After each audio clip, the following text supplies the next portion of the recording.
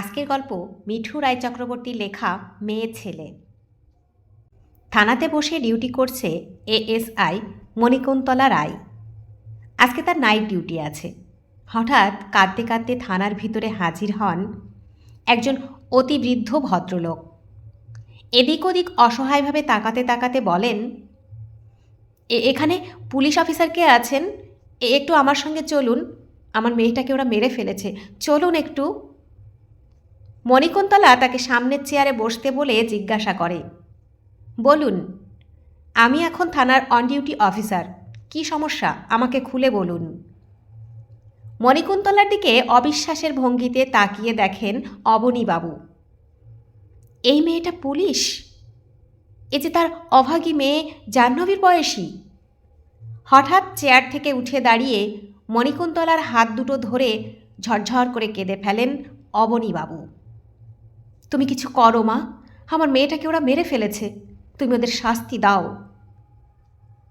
জরুরি কিছু তথ্য জেনে নিয়ে সহকর্মী বিকাশকে ডেকে মণিকুন্তলা বলে, বিকাশ, এনার অভিযোগ নথিভুক্ত করে নাও আর তাড়াতাড়ি ফোর্স রেডি করো, আমি এখনই বের হব। এরপর অবনীবাবুকে নিয়ে দ্রুত মণিকুন্তলার গাড়ি ছুটে যায় ঘটনাস্থল বাবুবাগানের সামন্তপাড়ার গলিতে। গাড়িটা ঢুকতেই অজান্তে মনটা অস্থির হয়ে ওঠে মণিকুন্তলার। মাথাটা ঘুরতে আরম্ভ করে।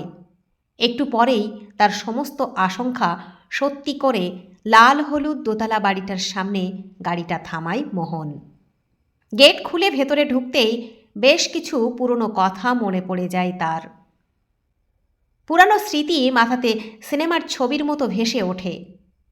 চারিদিকে তখন গুঞ্জন উঠেছে, পুলিশ আসছে, পুলিশ আসছে। যা বাবা, এ যে মেয়ে পুলিশ।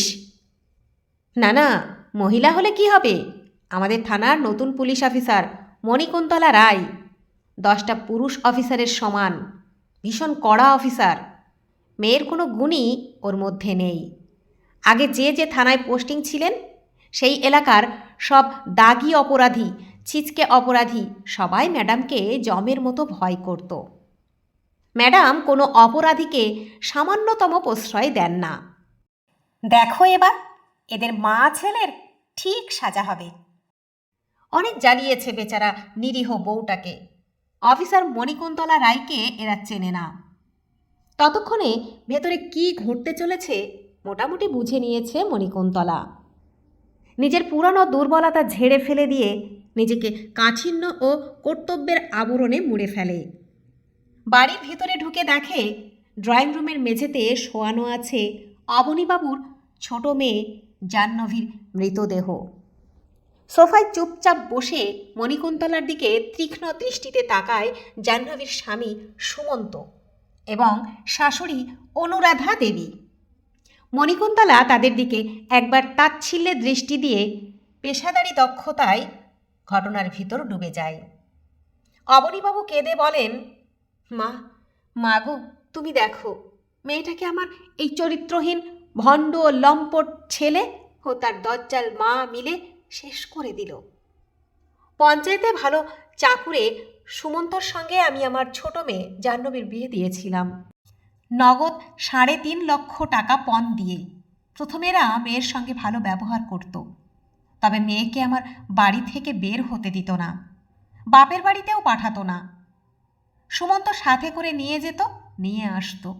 মেয়ে মুখ ফুটে কখনো কিছু বলতো না। এ বাড়িতে সে বন্দির মতো ছিল। কিছুদিন আগে শুধু বলেছিল, বাবা, আমাকে এখান থেকে নিয়ে যাও, আমি আর সহ্য করতে পারছি না। তারপর আর কোনো কথা হয়নি। আজ সুমন্ত ফোনে বলল, মেয়ে আমার আত্মহত্যা করেছে। কিন্তু আমার মন বলছে এরা মা ছেলে দুজনে মিলে খুন করে আমার মেয়েকে ঝুলিয়ে দিয়েছে। আমার জানু মা সুইসাইড করার মেয়ে নয়। সুমন্তর দিকে আবার একটা তীক্ষ্ণ দৃষ্টি হেনে জাহ্নবীর বডি পোস্টমর্টেমে পাঠাবার ব্যবস্থা করে মণিকুন্তলা। তারপর সমস্ত বাড়ি চিরুনি তল্লাশি আরম্ভ করে। কিছুক্ষণ পর সে সুমন্ত জাহ্নবীর বেডরুম থেকে কিছু জিনিসপত্র তুলে নেয়। তদন্ত শেষে ড্রয়িং রুমে গিয়ে কাট কাট গলায় বলে, মিস্টার সুমন্ত চৌধুরী এবং মিসেস অনুরাধা চৌধুরী, আপনারা আপাতত থানায় চলুন। প্রচণ্ড রাগে চিৎকার করে ওঠে সুমন্ত। তুমি এটা করতে পারো না কুন্তলা। আমাদের দোষ কি?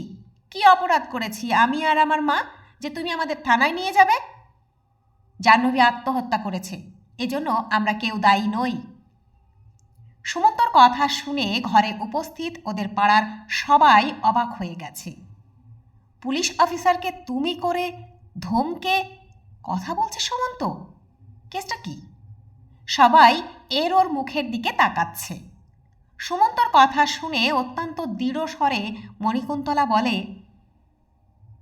মিস্টার সুমন্ত চৌধুরী, আমি আপনার কোনো কাছের মানুষ নই, আপনার বান্ধবী বা প্রেমিকা নই যে আমার সাথে আপনি আত্মীয়তা পাতাবেন। আমাকে তুমি করে ধমকে কথা বলছেন। এত সাহস আপনাকে কে দিয়েছে? দুটো থাপ্পড়ে আপনাকে আমি এক্ষুনি সোজা করে দিতে পারি। আর আপনার স্ত্রীর মৃত্যুর ঘটনায় কে দোষী আর কার দোষ নেই সেটা আমি কোর্টে প্রমাণ করব। সেখানেই আপনি সাফাই গাইবেন। এখন থানাতে চলুন। বিকাশ, থানা থেকে একটা জিপ আর দুজন মহিলা কনস্টেবলকে ডেকে নাও। তারপর এদের মা ছেলেকে হাতকড়া পরিয়ে গাড়িতে তোলো। বাকি বার্তালাপ থানায় হবে। আসুন সুমন্তবাবু। নিজের জুনিয়রদের দায়িত্ব বুঝিয়ে দিয়ে গাড়ি চেপে সুমন্তদের পাড়া থেকে বেরিয়ে আসে মণিকুন্তলা। থানায় এসে নিজের চেয়ারটায় বসে ডুব দেয় ভাবনার অতলে। মনে ভিড় করে আসে কত পুরনো কথা।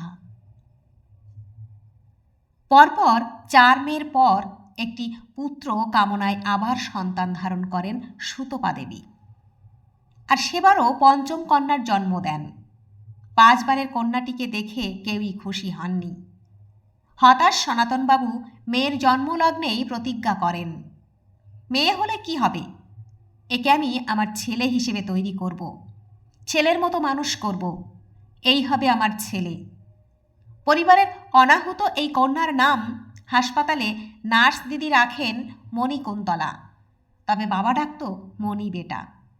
একটু বড় হওয়ার পর থেকেই বাবা সনাতনবাবু ছোট মেয়েকে এক প্রকার সুতপার কোল থেকে ছিনিয়ে নিয়ে তাকে ছেলে তৈরি করতে উঠে পড়ে লাগেন। তার চুল সবসময় কদম ছাট করে ছেটে দেন। ছোট থেকেই সনাতনবাবু তাকে ছেলেদের মতো জামা গেঞ্জি প্যান্ট পরাতেন। সনাতনবাবু তাকে ছোটা দৌড়া লাফানো ঝাঁপানো এমনকি সব রকম ভারী ভারী কাজ করাতেন। নিজের সঙ্গে মেয়েকে নিয়ে খেতে যেতেন। চাষের কাজ একটু আধটু করাতেন, কোদাল চালাতেও শেখাতেন। সনাতনবাবু পাড়ার কোনো মেয়ের সঙ্গে মণিকে মিশতে দিতেন না, পুতুল খেলতে দিতেন না। ফলস্বরূপ ছোটবেলা থেকে সে ছেলেদের সঙ্গে খেলাধুলা করে দৌড়ঝাঁপ করে ক্রিকেট ফুটবল খেলে বড় হয়েছে। স্কুলে খেলার মাঠে তার ছেলে বন্ধুই বেশি। ছোট থেকে এভাবে থাকতে থাকতে মেয়েদের সঙ্গে মিশতে সে স্বচ্ছন্দ বোধ করত না। ভারী কাজ ও ব্যায়ামের জন্য বয়োবৃদ্ধির সঙ্গে সঙ্গে মনির শারীরিক গঠনও হয়েছে অনেকটা পুরুষালী। লম্বা পাতলা মেদহীন সুঠাম শরীর, শক্ত কাঠ কাঠ হাত পা। ততদিনে মানসিকতাতেও এমন একটা ভাব এসেছে যে আমি ঠিক মেয়ে নই, ছেলে। 10ম শ্রেণীতেও তার একই পোশাক, ছেলেদের মতো ফুল প্যান্ট ও শার্ট, চুল বয়কাট। ওদিকে শরীরে তখন মেয়েলি পরিবর্তন চলে এসেছে। বছর 2 আগে ঋতুস্রাব আরম্ভ হয়ে গেছে। বাড়িতে সুতপা দেবীর স্বামীকে অনেকবার বুঝিয়েছেন, মণি আমার মেয়ে, ওকে মেয়ে বলে স্বীকার করে নাও। সবসময় ওর কানের কাছে মণি আমার ছেলে এই কথাটা ঢুকিও না। কয়েক বছর পর মণির আমার বিয়ে দিতে হবে তো, নাকি নাকি তুমি মনির বিয়ে দেবে না? কি ভেবেছ তুমি বলো তো? মেয়েটার জীবনটা নষ্ট করবে? এভাবে মেয়েকে ছেলে সাজানো যায়? স্কুলের স্যার ম্যাডামরাও সনাতনবাবুকে ডেকে বলেছেন, মণিকুন্তলা মেয়ে, ওকে মেয়ের মতোই সাজ পোশাক করতে দিন। ওকে ওভাবে সবসময় শার্ট প্যান্ট পরিয়ে ছোট ছোট চুল কাটিয়ে ছেলে সাজিয়ে রাখবেন না। বাহ্যিক সাজ পোশাক ছাড়ুন। মেয়েকে ছেলের মতো নয়, মেয়েকে নিজের সন্তানের মতো মানুষ করুন, এতে মনির ভালো হবে। আর এভাবে থাকলে ভবিষ্যতে ওর বড় ক্ষতি হয়ে যেতে পারে। তখন সেক্সুয়ালিটির ক্ষেত্রে অনেক পরিবর্তন দেখা দেবে। কিন্তু বৃদ্ধ সনাতনবাবুর এক জেদ, মণি আমার ছেলে। ওদিকে মণিকুন্তলা তখন প্রচণ্ড আইডেন্টিটি ক্রাইসিসে ভুগছে। ক্লাসের মেয়ে ছেলে সবাই তাকে দেখে হাসাহাসি করে। মেয়েরা বলে, তুই ঠিক মেয়ে নোস মণি, কেমন যেন পুরুষ পুরুষ, তোকে দেখে মেয়ে বলে মনে হয় না। আবার ছেলেরা বলে, যা যা মেয়েদের দলে যা, এখনও চেষ্টা কর যদি মেয়ে হতে পারিস। দাঁড়কাক আর ময়ূরের গল্পটা শুনিসনি? তোর হচ্ছে সেই দশা, ভেতর থেকে তুই মেয়ে আর ওপরে ছেলে সাজার চেষ্টা করিস। মণি তখন বুঝতে শিখেছে। অপমানে তার ভীষণ কান্না পায়, বাবা মায়ের উপর প্রচণ্ড রাগ হয়। বাবা তাকে ছোট থেকে ছেলে সাজিয়ে রেখেছে, আর মা তাতে সমর্থন করেছে। এই দুজনকে ভীষণ স্বার্থপর মনে হয় তার। এভাবে সে উচ্চ মাধ্যমিক পাশ করে। উচ্চ মাধ্যমিকের পর মদনমোহন কলেজে ইংরেজি অনার্সে ভর্তি হয় মণিকুন্তলা। সেখানেই একদিন সুমন্তর সঙ্গে পরিচয় হয় তার। সুমন্ত নিজের থেকে এসে তার সঙ্গে বন্ধুত্ব করে। কলেজের লাইব্রেরিতে সে জন মিল্টনের একটা বই তুলতে গিয়েছিল। সেখানে গিয়ে দেখে দ্বিতীয় বর্ষের সুমন্ত তার আগেই বইটা তুলে নিয়েছে। পরে তাকে ওই একই বইয়ের খোঁজ করতে দেখে বইটা তাকে দিয়ে দেয় সুমন্ত। তারপর তাদের নিজেদের আলাপ পরিচয় হয়। সুমন্তর যে ভীষণ ভালো ইংরেজি সাহিত্যে দক্ষতা আছে তা ক্রমে বুঝতে পারে মণি। এইভাবেই লাইব্রেরিতে বই আদান প্রদান এবং সাহিত্যের আলোচনার মধ্যে ধীরে ধীরে মণির মন সুমন্তর প্রতি দুর্বল হয়ে পড়ে। আর এই প্রথম কোনো ছেলে মণিকে মেয়ে বলে স্বীকৃতি দেয়। সুমন্তর প্রেমে পড়ার পর এই প্রথমবার মণিকুন্তলা নিজেকে নারী বলে উপলব্ধি করে। তার ইচ্ছে করে সুমন্তের কাঁধে মাথা রেখে সারা জীবন কাটাতে, সুমন্তকে বিয়ে করে তার সন্তানের মা হতে, নিজেকে নারী হিসেবে সাজাতে ইচ্ছে করে। ছেলেদের পোশাক ছেড়ে মাঝে মাঝেই মায়ের শাড়ি পরে সে নিজেকে আয়নায় দেখে। বেশ ভালো লাগে নিজেকে, নতুন নতুন লাগে। জীবনে মণি প্রথম সরস্বতী পুজোর দিন শাড়ি পরেছিল। মায়ের হলুদ তাঁতের শাড়িটা পরে কলেজে গিয়েছিল। তাকে শাড়ি পরতে দেখে কলেজের সব ছেলেমেয়েরা হেসে পড়ে যাচ্ছিল। নিপা বলেছিল, তোকে ভীষণ অন্য রকম লাগছে মণি। সুমন টোন কেটেছিল, ওই বাঁশের লাঠির গায়ে কাপড় জড়ালে যেমন লাগে তেমন লাগছে রে। সুমনা বলেছিল, হংস মধ্যে বক লাগছে। আর অনেক ঠোঁট চেপে হেসেছিল, তোকে ওই হিজড়াদের মতো লাগছে মণি। তুই ওদের মতো তালি টালি বাজাতে জানিস নাকি? লজ্জায় অপমানে লাল হয়ে দু চোখে আকুতি নিয়ে সে সুমন্তকে খুঁজেছিল, কিন্তু সেদিন সুমন্তকে খুঁজে পায়নি। পুজো অসমাপ্ত রেখেই বাড়িতে ফিরেছিল মণি। তারপর বেশ কয়েকদিন ধরেই লক্ষ্য করে সুমন্ত তাকে এড়িয়ে চলছে। সুমন্ত তখন এমএ পড়ছে। সে ফোন করলেই ব্যস্ততার অজুহাত দেখায়। ভেতরে ভেতরে ভীষণ ভেঙে পড়ে মণি।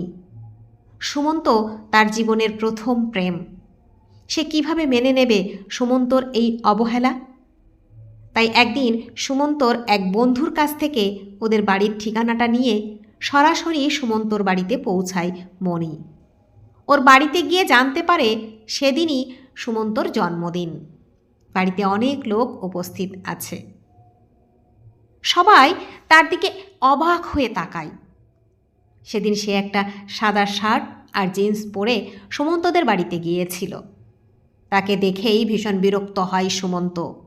দোতলার নির্জন এক কোণে নিয়ে গিয়ে বলেছিল, এখানে এসেছো কেন?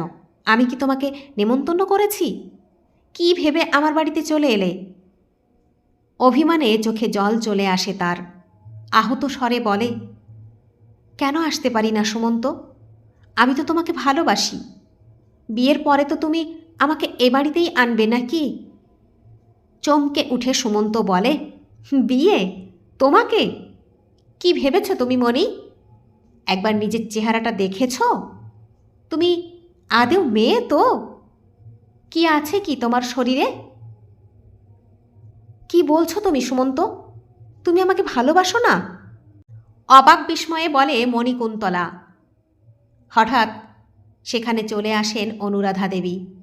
এসেই নিজের ছেলে সুমন্তকে বাজখাই গলায় জিজ্ঞাসা করেন, কি হচ্ছে কি এখানে সুমন্ত? এই মেয়ে ছেলেটা কে রে? কি বলছে তোকে? তুই কি একে নেমন্তন্ন করেছিস? সুমন্ত বলে, ও আমার বন্ধু বান্ধব কেউ না, আমার পরিচিত। একটা দরকারে এখানে এসেছে, এখনই চলে যাচ্ছে। মুহূর্তে জ্বলে ওঠে মণিকুন্তলা। কেন মিথ্যে বলছো সুমন্ত? আন্টিকে সত্যি কথাটা বলে দাও। মাসিমা, আমি মণিকুন্তলা রায়। সুমন্ত আমাকে ভালোবাসে। আমাদের প্রেমের সম্পর্ক 2 বছর। বলেই নিচু হয়ে মণি অনুরাধা দেবীকে প্রণাম করে। চকিতে নিজের ছেলে সুমন্তর গালে একটা চড় মারে তার মা। হতচ্ছাড়া, নচ্ছাড় ছেলে, প্রেম করার আর মেয়ে পেলি না? এটা মেয়ে? এমন কাঠ কাঠ শুকনো শরীর মেয়েদের হয়? এই পোড়া কাঠকে তোর পছন্দ? ছ্যা ছ্যা ছ্যা! চোখের মাথা খেয়েছিস নাকি? কলেজে, পাড়ায়, রাস্তায় আর মেয়ে দেখতে পেলি না? এই ছোট চুলের পুরুষালী চেহারার মেয়েটাকে পছন্দ হলো তোর? সুমন্ত কাঁদো কাঁদো স্বরে বলে, না মা, বিশ্বাস করো, সেরকম কিছু নয়। ওই বন্ধুদের সঙ্গে শর্ত লাগিয়েছিলাম, এই শিখণ্ডীকে আমি প্রেমের জালে ফাঁসিয়ে নাকানি চোবানি খাওয়াবো। মেয়ে হয়ে সবসময় ছেলেদের মতো ভাবভঙ্গি করে চলাটা ওর আমি বন্ধ করব। তাই বছর 2 প্রেম প্রেম খেলা খেলেছি। না হলে তোমার ছেলের এত চোখ খারাপ হয়নি যে এরকম ব্যাটা ছেলে মার্কা মেয়ের প্রেমে পড়বে। আমার বউ হবে সিনেমার নায়িকাদের মতো। এসব মেয়ে আমার পাতে দেওয়ার যোগ্য নয়। ওই বন্ধুদের সঙ্গে শর্ত লড়িয়েছিলাম তাই। অনুরাধা দেবী বলেন, এই মেয়ে, শুনলে তো আমার সমুর কথা? এবার মানে এ বাড়ি থেকে বিদায় হও। আর বিয়ে যদি করার ইচ্ছা থাকে তাহলে একটু নারী হওয়ার চেষ্টা করো। বাপ মাকে বলো নারীর মতো আচার আচরণ, সহবত, লাজ লজ্জা শেখাতে। যেভাবে এক বাড়ি লোকের সামনে নির্লজ্জের মতো লোকের সৎ ভালো ছেলেকে প্রেমের কথা বলতে এসেছ, তাতে আমারই তো লজ্জায় মাথা কাটা যাচ্ছে। আচ্ছা, বাপে মায়ে তোমাকে কি কিছুই শেখায়নি? লজ্জায় অপমানে কুকড়ে সুমন্তদের বাড়ি থেকে বেরিয়ে এসেছিল মণি। জীবনের প্রথম প্রেমের অপমৃত্যু ঘটেছিল সেদিনই। তবে সুমন্তর কথাই, ওর মায়ের কথাই নিজেকে পাল্টায়নি সে, বরং দিন দিন নিজেকে আরও শারীরিকভাবে এবং মানসিকভাবে কঠোর করেছে। দীর্ঘ পরিশ্রমের ফলে আজ সে সাব ইন্সপেক্টর মণিকুন্তলা রায়ে পরিণত হয়েছে। আজ সে ভাবে, মা দুর্গা, মা কালী কোনো অংশে কোনো পুরুষ দেবতাদের থেকে কম নয়। তবু শক্তি পুজোর এদেশে সবাই চায় মেয়েরা হবে মা লক্ষ্মীর মতো সুন্দর, কোমল, সীতা সাবিত্রীর মতো পবিত্রতা, লাজ লজ্জাযুক্তা আদর্শ নারী। খুব কম লোকই চায় নিজের মেয়ে, বউ, বৌমা দুর্গা হোক, চণ্ডী হোক, কালী হোক। সমাজের বিচার আর নিয়ম বড়ই অদ্ভুত। পরদিন থানায় মণিকুন্তলার কাছে হাত জোড় করে অনুরাধা দেবী বলেন, আমাদের ছেড়ে দাও মণিকুন্তলা মা। তুমি তো সুমন্তর বান্ধবী ছিলে, আমার মেয়ের মতো। প্লিজ আমাদের ছেড়ে দাও। আমরা কিছুই করিনি। অবনীবাবু মিথ্যা কথা বলছেন। সুমন্ত বলে, প্লিজ মণি, আমাদের ছেড়ে দাও। তুমি তো আমায় জানতে, গভীরভাবে চিনতে। তুমি বলো, আমি কি খুন করতে পারি? ওদের দিকে তাকিয়ে মণিকুন্তলা বলে, আপনি যে খুন করতে পারেন সেটা আমি জানি সুমন্তবাবু। অনেক দিন আগেই আপনি একটি মেয়ের বিশ্বাস, ভালোবাসা খুন করেছিলেন। আর আজও যে অনেক কিছু করেছেন তার প্রমাণ আমি জাহ্নবীর ডায়েরিটা, যেটা গতকাল রাত্রে আপনাদের বাড়ি থেকে এনেছিলাম, সেটা পড়েই জেনেছি। এখন শুধু পোস্টমর্টেম রিপোর্ট পাওয়ার অপেক্ষা। সোমবার আপনাদের আমি কোর্টে তুলব, মানসিকভাবে প্রস্তুত হন। বিধ্বস্ত অনুরাধা দেবী ভেঙে পড়েন। তাকে কাঁদতে দেখে মণিকুন্তলা বলে, মাসিমা, আপনি তো আপনার ছেলেকে অমানুষ তৈরি করেছেন। কোনো গুণ নেই আপনার ছেলের। বাড়িতে স্ত্রী থাকা সত্ত্বেও একাধিক মহিলার সঙ্গে সম্পর্ক আছে সুমন্তর। তাছাড়া নিয়মিত মদ্যপান করে বাড়িতে এসে ও জাহ্নবীর উপর অত্যাচার করত, তাকে মারধর করত। আর আপনি সব জেনেও ছেলেকে প্রশ্রয় দিতেন। এখন আপনি বলছেন আমি আপনার মেয়ের মতো। আর একদিন আপনি আমার শারীরিক গঠন দেখে অপমান করে তাড়িয়ে দিয়েছিলেন। আসলে মাসিমা, আমরা মানুষের বাইরেটা দেখে আগে বিচার করে নিই, আর তাকে ব্যঙ্গ বিদ্রূপ করতে আরম্ভ করি। কিন্তু বিচার হওয়া উচিত মানুষের চরিত্রের, মানসিকতার, মনুষ্যত্বের। ছেলে মেয়ের শারীরিক গঠন প্রকৃতি সৃষ্টি করে, তার উপর আমাদের কোনো হাত থাকে না। কিন্তু ছেলে মেয়ে প্রকৃত মানুষ হলো কি না তা দেখা বাবা মায়ের অবশ্য কর্তব্য। এখানে আমার বাবা মা পুরো সফল। আমি তাদের একজন দৃঢ়চেতা সফল মেয়ে, আর আপনি অসফল। আপনি মনুষ্যত্বহীন, স্বার্থপর, খুনি একজন ছেলের জন্মদাত্রী। এখন আপনাদের সঙ্গে আমার কোনো সম্পর্ক নেই। আর প্লিজ সম্পর্ক পাতানোর চেষ্টা করবেন না। অপরাধীদের সঙ্গে আমার কোনো সম্বন্ধ নেই। এই কেসের শেষ পর্যন্ত আমি যাব, আপনারা শুধু দেখে যান। তার কথার মাঝে, মাম্মা মাম্মা, আমি স্কুলের স্পোর্টসে আজ প্রাইজ পেয়েছি দেখো। বলতে বলতে বছর 6 একটা বাচ্চা মেয়ে দৌড়ে আসে। তাকে কোলে তুলে চুমুতে চুমুতে ভরিয়ে দেয় মণিকুন্তলা। একজন সুপুরুষ ব্যক্তি ভেতরে ঢুকে বলে, গাড়ি থেকে নেমেই কোয়ার্টারে না গিয়ে সোজা তোমার কাছে থানায় ছুটে এলো মান্তু। কতবার বলছি, মা ব্যস্ত আছে তো, কে শোনে কার কথা। তার দিকে তাকিয়ে মিষ্টি হাসে মণিকুন্তলা।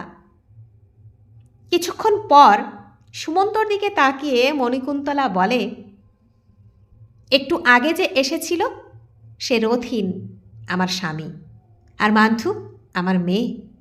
আমাদের 3 জনের সুখী পরিবার। সাথে অবশ্য আমার শ্বশুর শাশুড়িও থাকেন। সব পুরুষ তোমার মতো বিশ্বাসঘাতক অমানুষ হয় না সুমন্ত, যারা শুধু নারীর বাহ্যিক সৌন্দর্য দিয়ে সব কিছু বিচার করে। ভাগ্যিস তুমি সেদিন তোমার ভদ্রতার মুখোশটা টেনে খুলেছিলে, তাই তোমাকে আমি চিনতে পেরেছিলাম। তবে এবার আর কোনো ভুল করব না। অপমানে আর দুশ্চিন্তায় সুমন্ত মুখটা নামিয়ে নেয়। মণিকুন্তলা মনে মনে দৃঢ় হয়, এদের মা ছেলেকে উপযুক্ত শাস্তি দিতেই হবে, মৃত জাহ্নবীকে ন্যায় দিতেই হবে। বন্ধুরা, গল্পটি যদি ভালো লেগে থাকে তাহলে প্লিজ লাইক, কমেন্ট ও শেয়ার করতে ভুলবেন না। আর নতুন বন্ধু হলে অবশ্যই সাবস্ক্রাইব করে সঙ্গে থাকবেন। আশা রাখছি। ধন্যবাদ, ভালো থাকবেন।